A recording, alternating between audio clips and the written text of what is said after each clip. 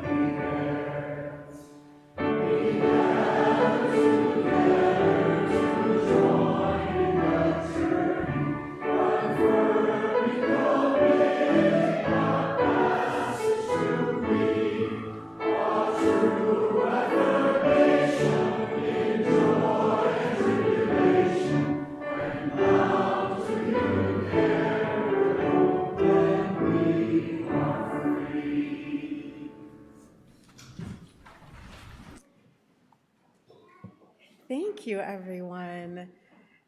And welcome to the Unitarian Universalist Church of Urbana-Champaign. We are a people of many ages, histories, genders, bodies, identities, and beliefs. And we are committed to our shared mission to build community, seek inspiration, promote justice, and find peace. My name is Reverend Beth Monholland. My pronouns are she, hers. I'm a very short, middle-aged white lady with dark curly hair, today wearing a black clerical robe with my favorite tree-themed stole.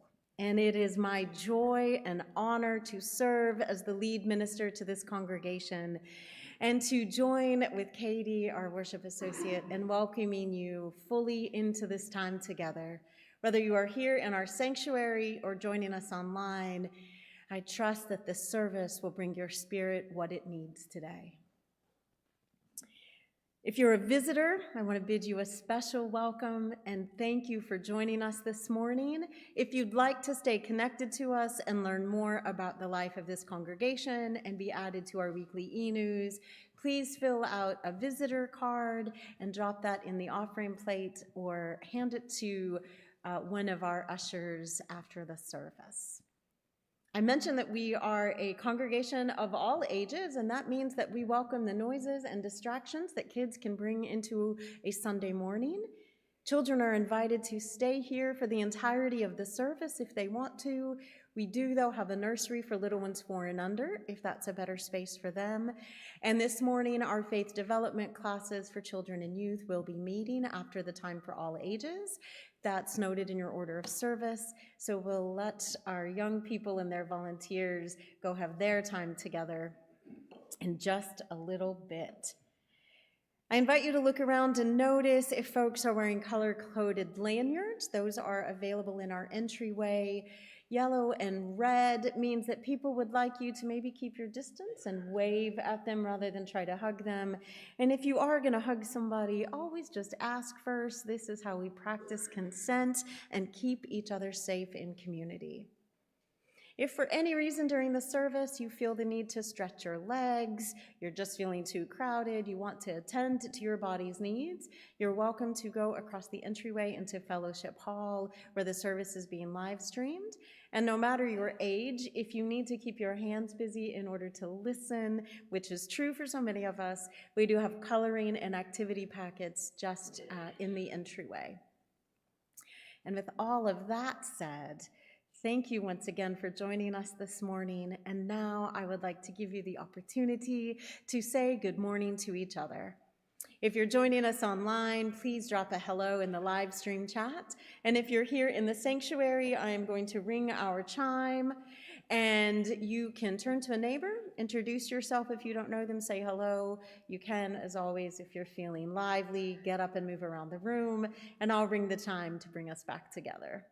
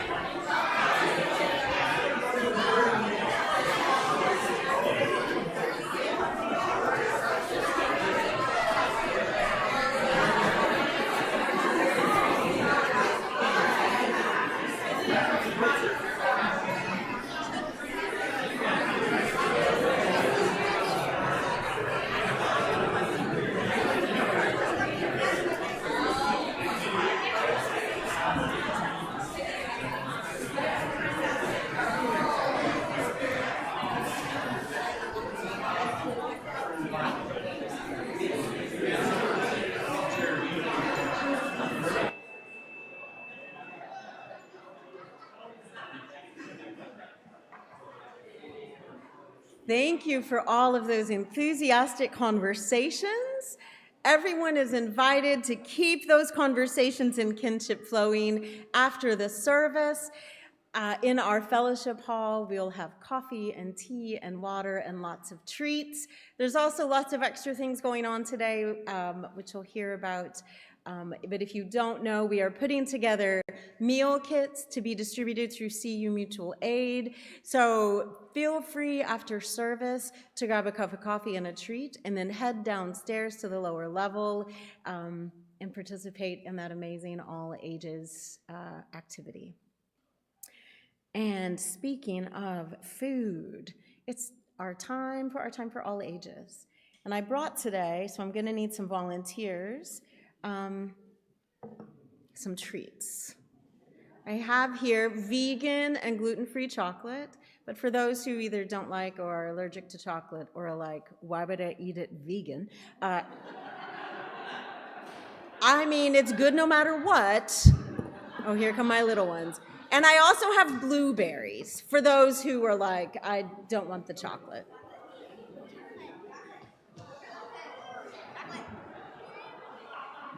You all didn't even know we had this many children. Here's what we're going to do. Are you all ready? And I want to invite any grown-ups to also participate in this. We are going to do a mindfulness activity because our theme this month is gratitude. And one of the ways we nurture gratitude is by being mindful.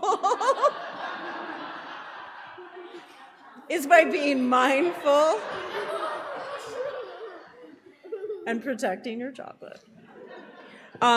Is by being mindful and noticing all the small things around us. And so I want to give everyone up here, but also anyone in the room. And if you're joining us online, I want to invite you into this activity as well. If you've got chocolate or berry, whatever is your favorite thing in your house you can get, go get it right now because you too can participate in this. So I'm going to give you the opportunity. You're not going to eat it right away though. Here's what we're going to do. Are you ready? We are going to look, because we're going to notice things. So first we're going to touch it first. So we're going to take it, we're going to experience it with our senses, right? Our hands. Then we are going to look. Let's take a deep breath.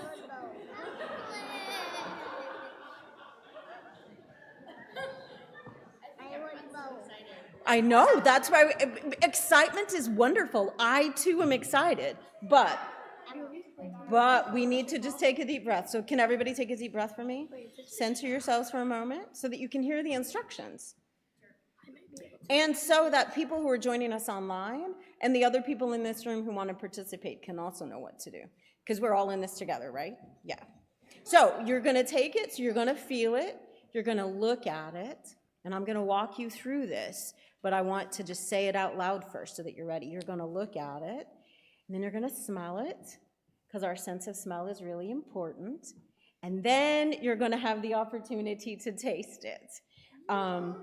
Taste is the best. And we're going to do this one at a time, because I don't want to spill chocolate and blueberries all over, because then I have to clean it up, and that's gross for me. So one at a time. Who wants a blueberry? Me. You can have blueberries on chocolate, by the way, but you get one piece, because this only works if you each take one piece. All right, Jane, you get to... one of each? Yes, you can take one of each. Oh, yeah. Yeah. Wait. I'm going to pass it, so it's okay. We'll take... You want a blueberry as well? Take a blueberry, and then I'm going to pass the bowl. And then we're going to pass the bowl. Milo, yep, we're passing the bowl. Who wants a blueberry out there? Because we'll pass the bowl to you. Blueberry. Arthur, you want a blueberry? Would you mind letting my sister? They are freshly washed. Would you mind letting my sister get a blueberry? Frankie, you want a blueberry? Absolutely. Who did not get one? I want chocolate. This little one's like, I want chocolate. Yes, that is also a... Vera, do you need a blueberry? The lifeblood of children. All right. Here's what the chocolate is. So you can take it. There's a dark chocolate and a milk chocolate, but the milk chocolate is made with coconut milk. Frankie, you want chocolate? Yep, everybody can have a piece. I have a lot in here. Could we have both the dark chocolate and milk chocolate? Just one piece of chocolate. Wrong. One piece. Oh, sorry, before you begin. I do have extra that I'm going to cut up and leave at fellowship hour, though. So you can enjoy it later. Yay! But one piece of chocolate. What's just the dark? Oh, sorry, one piece of chocolate. Where's the dark? What brand of chocolate is this? Yeah, don't eat it yet. Is this milk? Just hold it. You have to hold it first, everybody. Hold on. Frankie, do you need a piece? Theo, I like your nail polish. Thank you. Lucy, your nail polish is fabulous. Fiona, here you go. Here, do you need chocolate milk? This is the milk and this is the dark. Try bearing it. Who else needs chocolate? That's why you're saying. All right. And if anybody out there would like blueberries or chocolate, Kelly's going to bring it. Oh, Kelly, can you let me? I need one for demonstration. I swear it's just for demonstration. All right, everybody, are you ready? Yes. So hold it in your hand for a moment and feel it. He already ate it. Supposed to do it one Nope, at a time. it's okay. It's fine. Hold it in your hands and feel it. How does it feel? Melty. Melty? Yeah. I have a blueberry, and my blueberry... A blueberry feels like a blueberry. Here's how it feels to me. My blueberry feels cold My blueberry feels and a little bit wet from being freshly washed just before I brought it in. Mine's like very dry. Mine's a wet one. All right, and somebody said smell it. Can you smell your blueberry and your chocolate now? Mine smells like cocoa powder. The chocolate has a strong, rich, and bitter smell. All right. The blueberry smell isn't that strong. Can we all take a moment? And then you want to hear the blueberry? Yeah. I mean, I don't know if you can. If they were wrapped up, we could hear a package. But Fiona said that Fiona, what did you say about your chocolate? It smells rich and bitter but sweet. And bitter but sweet. So that is our cue. Taste your chocolate or your blueberry, whichever you want to do first. So put it in your mouth, but don't chew it. Just let it sit on your tongue. Let it sit on your tongue for just a minute. Let it melt a little bit. Do you feel that? Is it silky and smooth? Is it bitter? A little bitter if you got the dark. You have your blueberry right now? It's a little bit sweet, a little bit bitter. You can chew now. And how does it taste a little different when you chew it? And if you ate your chocolate first, you can do your blueberry. If you ate your blueberry first, do your chocolate now. Ooh, my blueberry's a little sour. I like that. And it's melting. You left a pack of cards on the table. Can you go clean that? Very melty. Oh, yeah. Yeah. Milo's like, can we clean up the things we were doing? Yes, Milo. You are welcome to clean up any mess you make. That's delightful. No. Can I eat the bowl? There will be many, many treats after. You don't eat the bowl, though. I mean, that would be weird. But what you can do, young humans and human volunteers, is go down to your classrooms. And for everybody here in the room who maybe is still experiencing their chocolate or their blueberry, I want you to just think about for a moment the sensation of experiencing things slowly, of noticing things, of letting your body send you a message. I know, particularly with food, not just with food, I tend to gobble things up. I like to jump in head first and ask questions later. Yeah.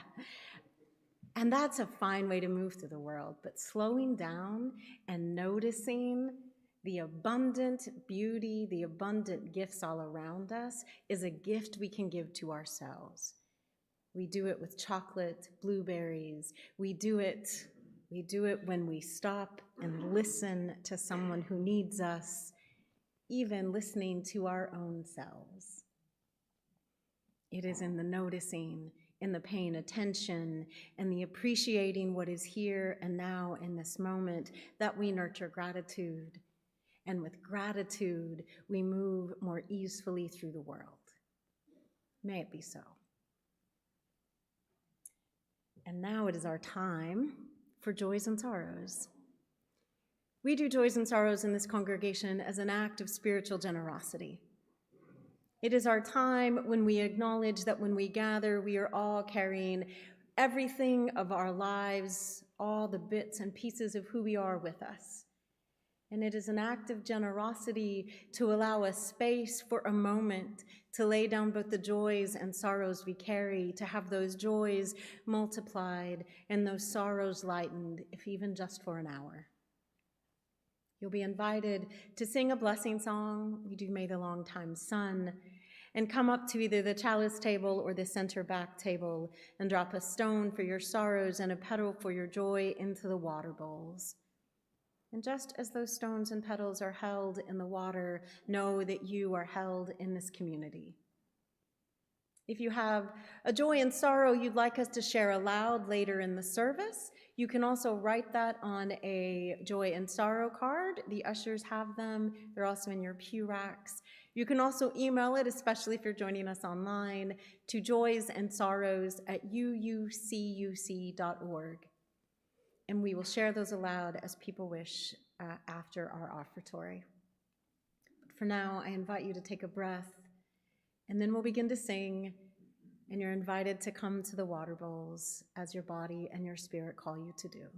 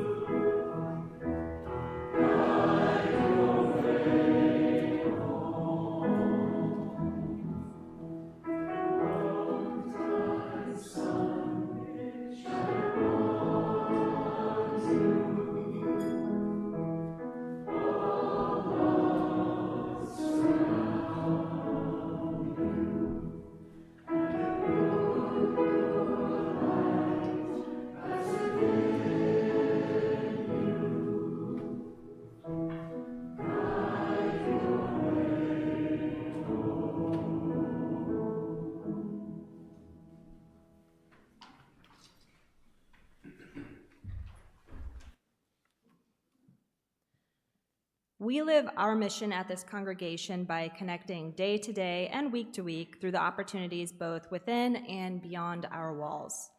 We invite you to subscribe to and read our weekly e-news to stay up to date on all the activities offered through our faith development program and our congregational life and social action councils. This morning, I want to highlight a few things. Join Congregational Life for a holiday extravaganza on Saturday, December 6th from 4 to 6 p.m. You'll help decorate the sanctuary trees and get them ready for the holiday season. Ornaments will be provided. Feel free to drop in whenever you're able and stay for our CUU at the Movies movie for December, Red One. The 2025-2026 UU Common Read is Social Change Now, a guide for reflection and connection by Deepa Iyer. This is our second common read for this church year and is jointly sponsored by Faith Development, the Social Action Council's Racial Justice Team. Registration will open soon and the discussion sessions will take place in January and February. Make UUCUC part of your holiday plans. We'll hold 2 services on Christmas Eve at 4 p.m. and 6:30 p.m. with a cookie exchange in the hour between the services. All are welcome. Read more details about these and other events in our e-news and check out the full calendar of events in Realm.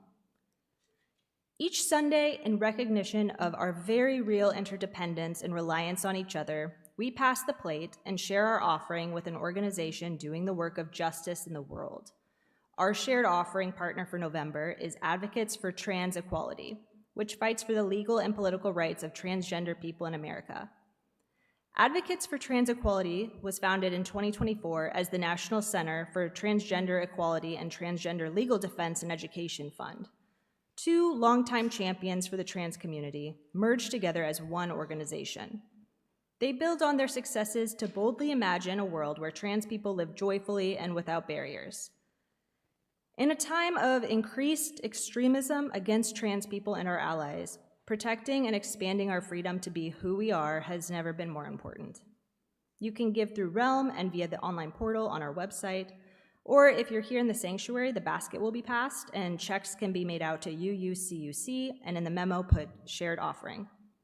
Half of all non-pledged donations will go towards sustaining the work of this church, and the other half will go directly to our shared offering partner.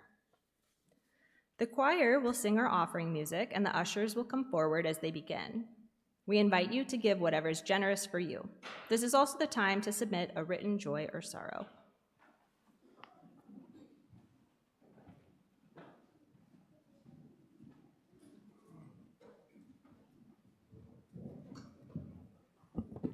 Good morning. My name is Miguel Roland. My pronouns are he, they. You guys know me as MR. I am a short Hispanic trans person with short black hair, wearing a gray, actually I took off the gray and white sweater, but I was writing this when I was wearing it. But I'm wearing a black t-shirt instead. And I have the privilege, the great privilege of being this congregation's choir director. Today, the choir will sing a song called Seasons of Gratitude with poetry by Lauren Broaddus and music by Faith Zimmer. I'd like to turn your attention to the order of service, where we have placed the text for today's anthem, so you can join in on the gratitude. Many times when a poet and a composer work together, they consciously write the music to fit to the text. This is no exception, but one of the things that you will notice in the text, down towards the end, is the phrase, "I am grateful." The poet only wrote this in one place in the poem, but the composer chose to separate it into different locations throughout the piece. During the rehearsal process, the choir talked about what each of these moments meant for the piece and for us as a group. We came up with many different colors for the same phrase, and I know that the choir is grateful to be able to paint a picture of their gratitude today, both sonically and visibly, as they took time at rehearsal last week to create that poster over there, and those are our leaves of gratitude that you should check out at some point during the service. Seasons of Gratitude by Faith Zimmer and Lauren Broaddus by the UU Choir.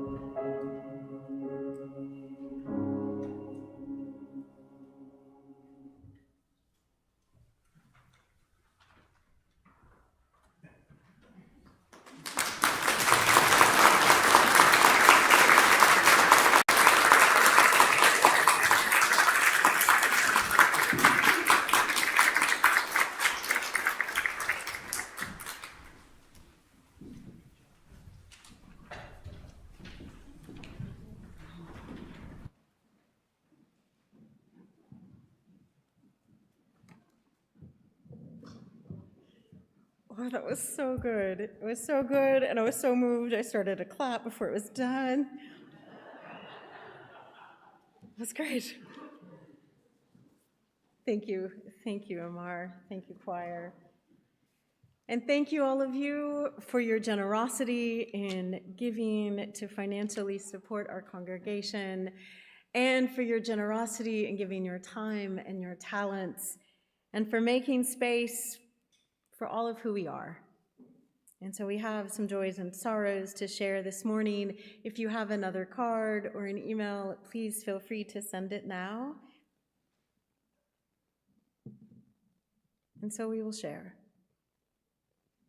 This is a joy from Jerry Carden, who says, "It's a joy to be singing this afternoon with the People's Chorus at the Interfaith Grateful Gathering, a fantastic way to celebrate turning 70. Happy birthday, Jerry!"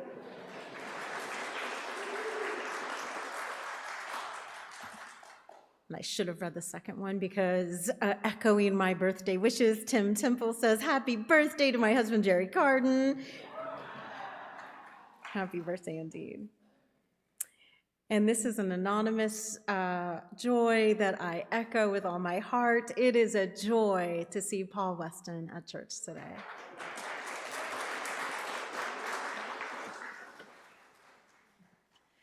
From Beth Simpson, "I am so grateful for the post-stroke anniversary, 4th time around the sun.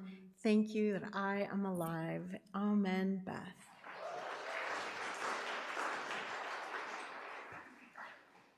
A joy from Sylvia McDermott, who shares, "I'm proud of my hometown, Charlotte, North Carolina, for its resistance to ICE. Trump, quote, poked the hornet's nest." During the Revolutionary War, General Cornwallis described Charlotte as a hornet's nest of rebellion. Charlatans have proudly claimed that nickname ever since. My favorite thing was, how is North Carolina responding to authoritarianism? Mamaw gets a gun, I guess. As someone who had a mamaw who would kick your butt, I agree. This is from Katrina Knight's concern for my former boss and her husband, who are both facing health challenges. Thank you, Katrina.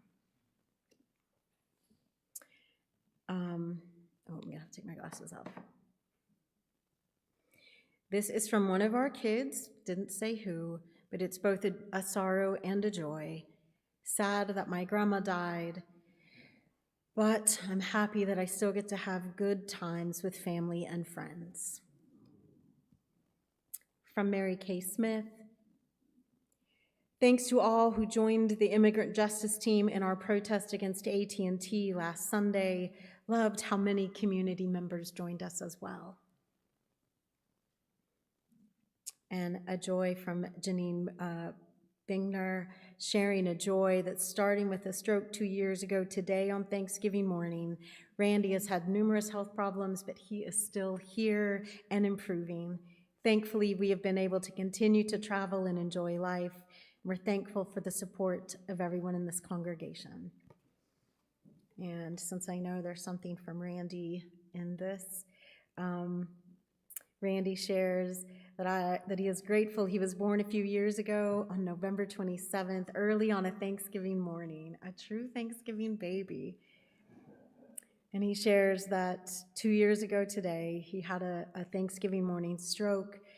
They were visiting their son and daughter-in-law in Nebraska. And Janine woke up and followed him, trying to do something, anything. He was taken to a local hospital by ambulance and was told by neurosurgeons at each hospital that he shouldn't be conscious, coherent, or carrying a conversation, and yet here he still is. Randy says, I'm grateful to everyone who helped me take the steps necessary to get from those days to this one. I know many of those days I've needed help every step of the way. I will never be able to thank everyone enough. I'm glad you're still here, Randy.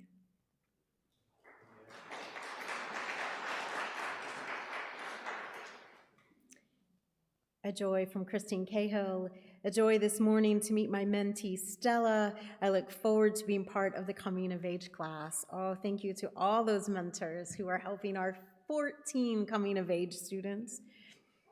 A joy from Katie Goslin.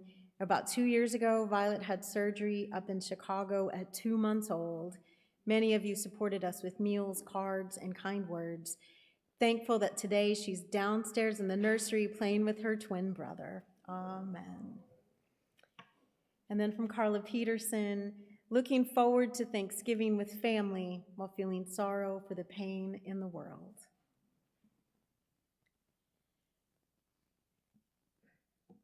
A few weeks ago, I said, as we began to explore what it means to nurture gratitude, I quoted Elise Myers, who says, we can hold sorrow and gratitude in the same hand and still be whole. So we hold our joys and sorrows in the same way. It is never one or the other. We are always living into the complexity of both and so for all that we've spoken aloud today, for all that we are silently carrying in our hearts, for the both and of all of us, I offer gratitude. And I invite us to sing a blessing. We are going to sing hymn number 402 in the gray hymnal. Michael's going to play it through once. It's very short. And then we'll sing it through once as a blessing for each other, for all those who are here in body and in spirit.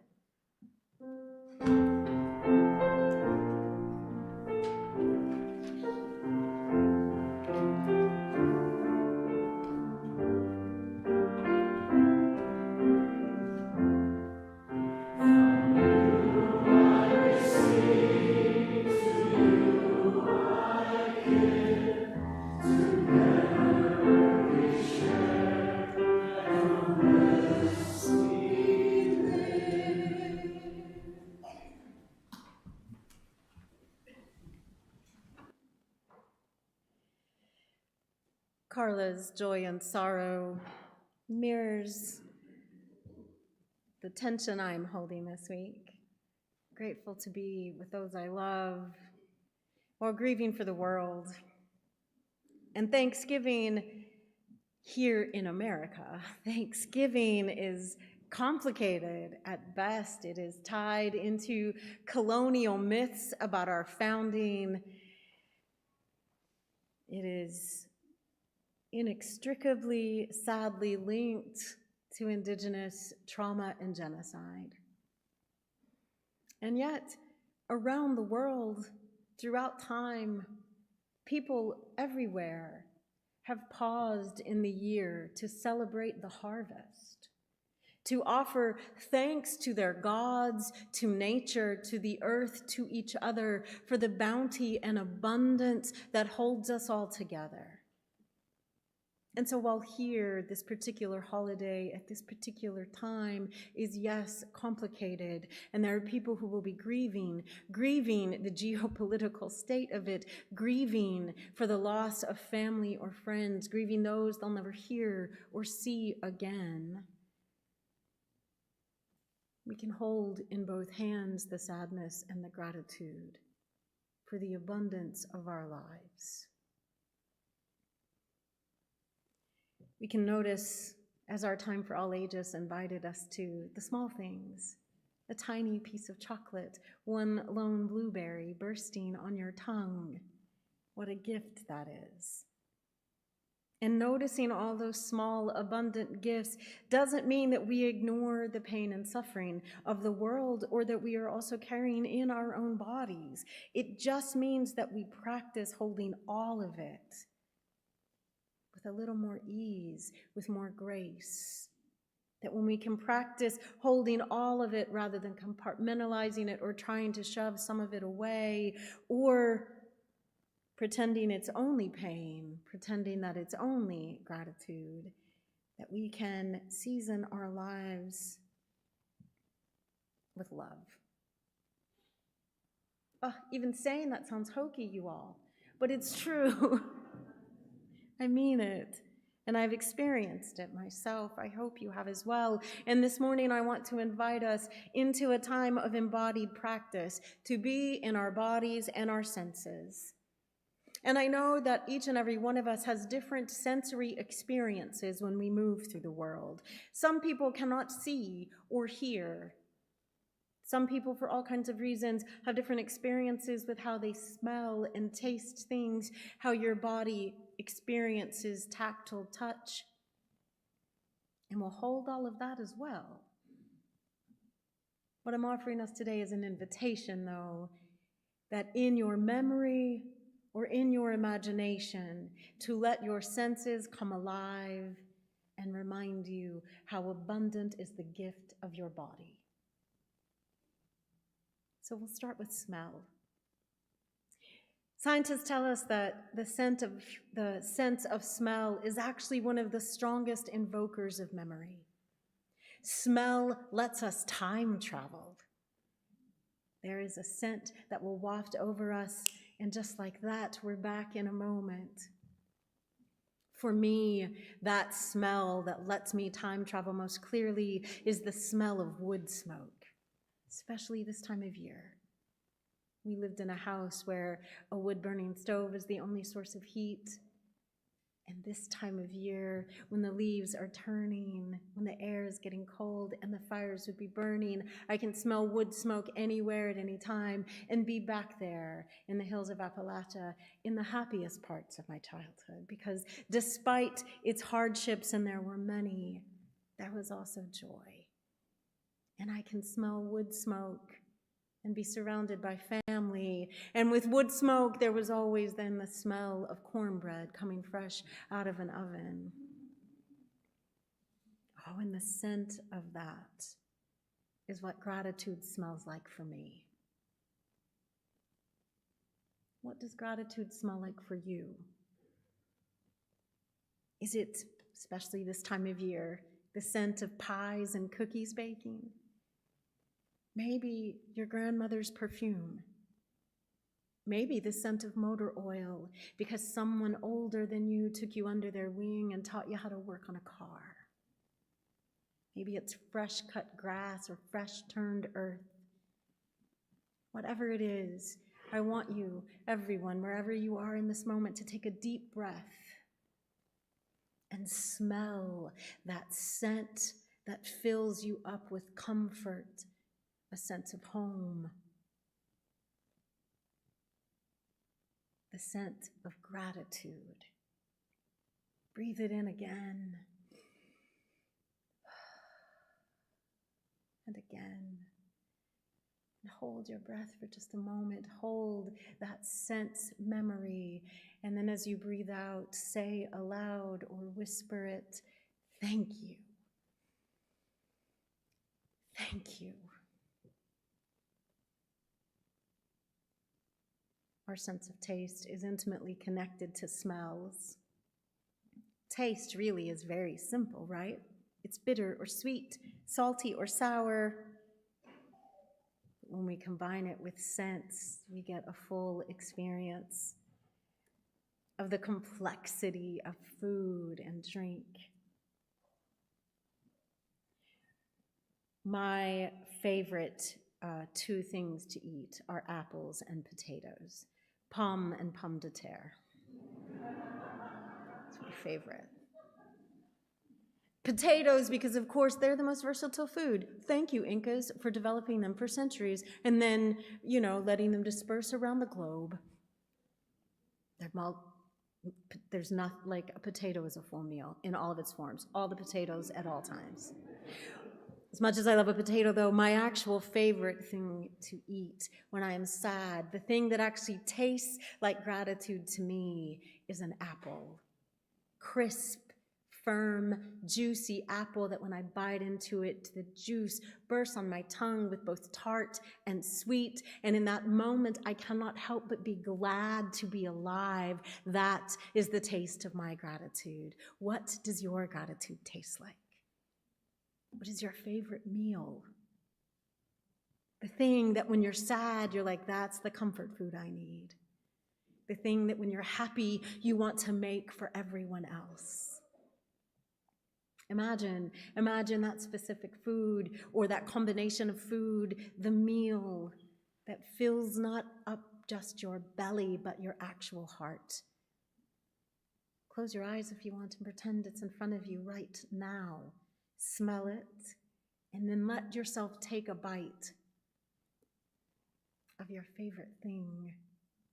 Let gratitude fill your mouth and move from that sense in your tongue throughout your whole body. Hold the flavors there in your memory for just a moment. Let your mouth begin to water with how delicious it is, your jaw to tingle. Let your body rejoice that you have this ability, this abundant gift to experience such pleasure.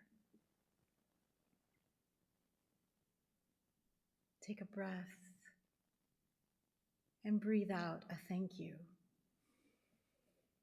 Thank you.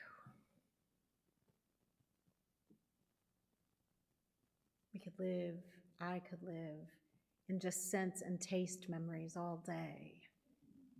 But I am curious what gratitude looks like for you. Is it the beauty of a sunrise? The waves on the ocean?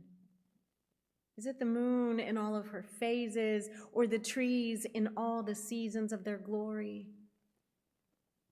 Maybe it's the work of your favorite artist, or the smile of your favorite person. Whatever it is, I invite you here in this room, joining us online, to close your eyes for a moment. Let the sights around you in this space disappear and call up the image, whatever it is,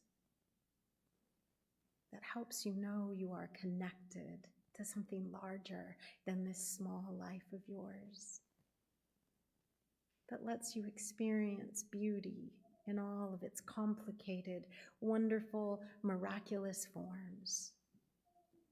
Hold that image there in your mind's eye. Hold it for another moment. Breathe in the gratitude, that this beautiful thing is in your life. And then breathe out. Thank you.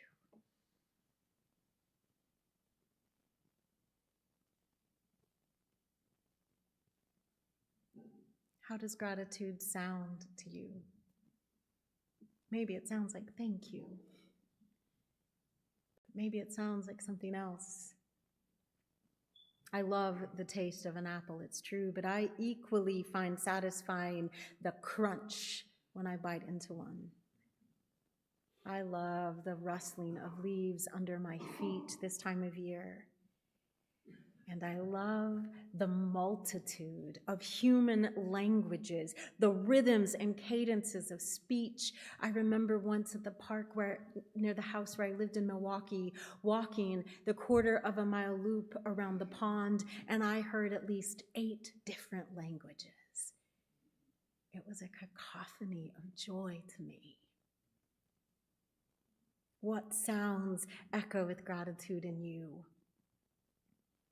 Is it bird song or children's laughter? Your favorite melody? The voice of a dear friend on the phone calling from 1,000 miles away? Maybe what fills you with gratitude is the sound of wind rushing in the trees or moving across the prairies. Think of your favorite sounds. The ones that ring a bell inside you that say, here is what it means to be alive. And let your ghostly inner ear, as poet Marge Piercy calls it, echo and sing with that sound right now. Can you hear it? Your friend's voice, the wind, that tune that you can't help but hum.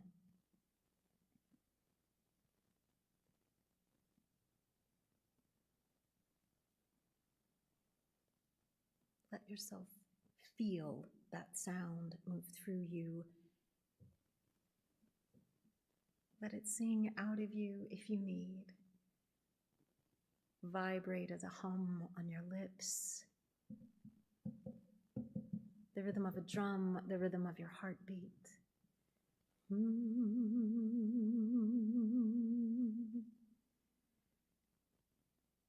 In this silence, let your whole body hear the sound of your gratitude.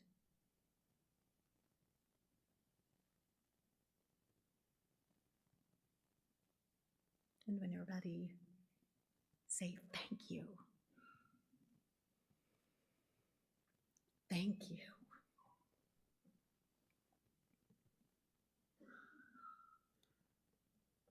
Our skin is our largest organ. It takes in sensations all the time, sensing changes in air pressure, feeling a breeze on our face, one lone eyelash tickling our noses. It feels the weight of our clothes, changes in our body temperature, the constriction of shoes. So many sensations every minute of the day that most of the time our brains say to our skin, I'm gonna ignore you now.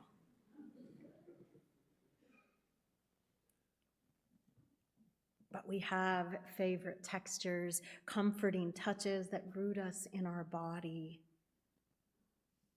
So often it's the displeasure, the discomfort that's hard to ignore, and that we remember, that itch we cannot scratch, that pain in our hip that will not go away. Those are also gifts reminding us we are alive. But what are the favorite things that bring you comfort? Is there some blanket, threadbare and worn, you've had since you were a child?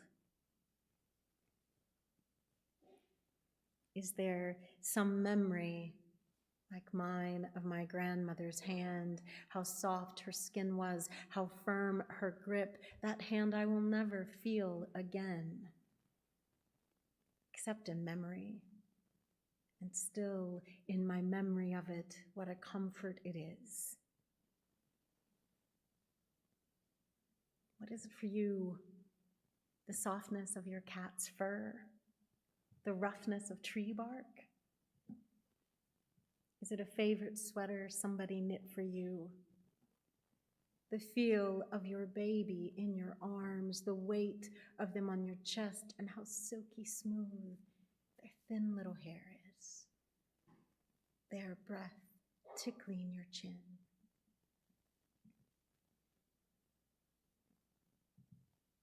What are the textures and the weight of gratitude that let you know you are never alone, and that you, as you hold the weight of that you love, are also held in love?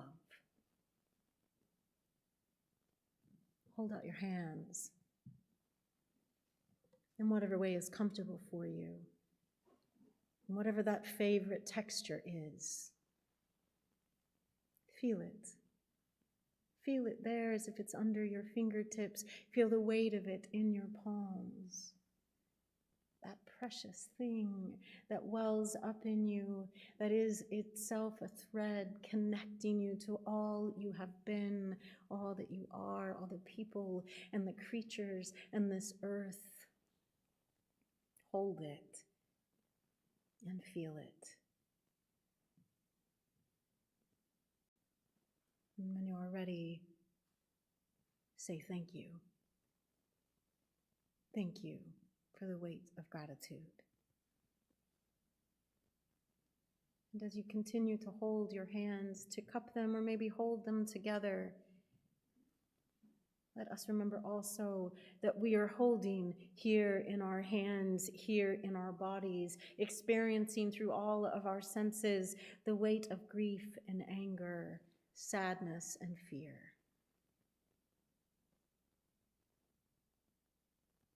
And holding gratitude along with that lets your body experience all of it in this one holy, miraculous life that we have.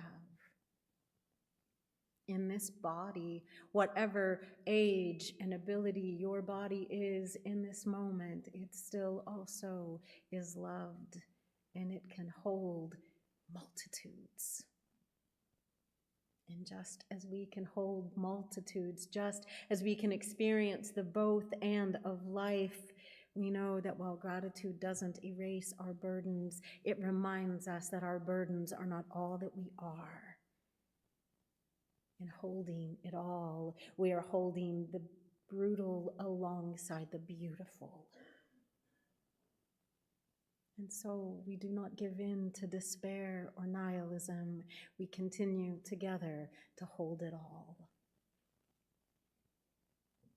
My prayer for all of us as we move deeper into this week of Thanksgiving and mourning, as we move closer to the darkest days of winter, that we can practice daily gratitude to taste and smell and see and hear and feel the abundant gifts all around us, that we can continue to both pour out and receive with grateful hearts in this season of love all that the world offers to us.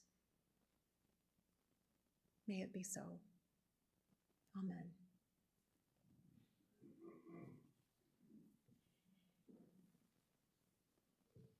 So we will close today with more thanks. I invite you to rise in body or spirit and sing hymn number 1010 in our teal hymnal, We Give Thanks.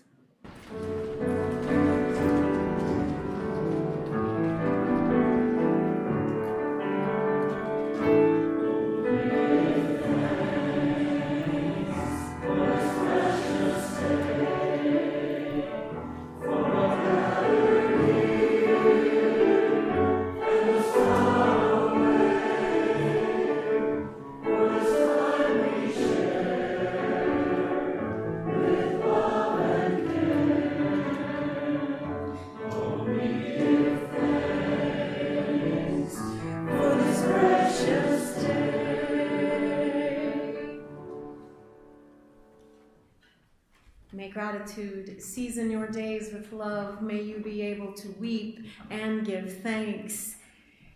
And as we extinguish our chalice, know that you are held in love in this community. Our chalice extinguishing words are in your order of service, and they'll be on the screen. They are, as usual, from Reverend Elizabeth Sully Jones. We extinguish this flame, but not the light of truth, the warmth of community, or the fire of commitment. These we carry in our hearts until we are together again.